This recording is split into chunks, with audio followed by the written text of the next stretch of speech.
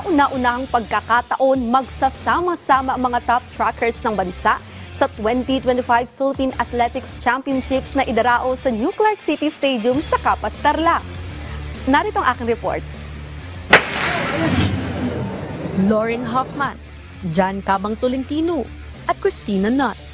Ilan lang yan sa mga top sprinters ng bansa na masisilayan ng mga Pilipino sa darating na 2025 ICTSI Philippine Athletics Championships na idrao sa world-class facility ng New Clark City Track and Field Stadium sa Capas, Tarlac. Nasa 800 atleta ang magpapasiklaban sa paligsahan, kabilang ng 60 foreign athletes mula sa iba't ibang bansa. This is going to be the first time, by the way. We are all excited. Pati kaming taga-Patafa. Doon, may mga local competitions na tayo doon, UAAP, NCAA. Pero iba pa rin yung Philippine Championship. Kasi may mga foreign teams coming in. Meron tayo mga LGUs coming in. And may mga school-based athletes going to Tarlac. So, yung excitement is more than doubled or tripled compared to last year National Championship.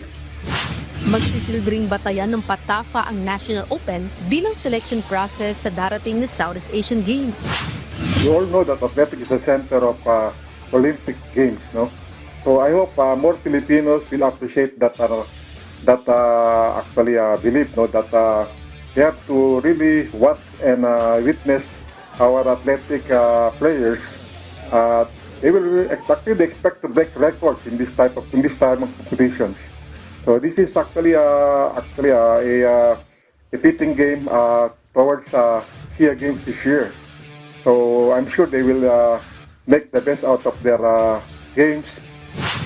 Samantala, kasabay ng patuloy na pagtaas ng heat index sa bansa, siniguro ng Patafa na magiging ligtas ang kalagayan ng mga atletang sasalang sa run, jump at throw event.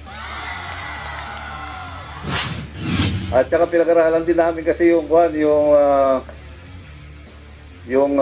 tawag ito, yung itsura ng Clark ng pagdating sa hapon. Kasi pag hapon lilim na doon sa gawa na mataas yung roofing. So lilim na siya. Oh, may shades na. So yun ang kagandahan doon sa ginawa natin kasi para sa mga atleta yun. Kasi nga yung init, lalo ngayon summer. Magsisimulang Athletics Championships sa May 1 na tatagal hanggang May 4. Asahan din na mapapanood mga kaganapan sa torneo sa social media pages ng ahensya.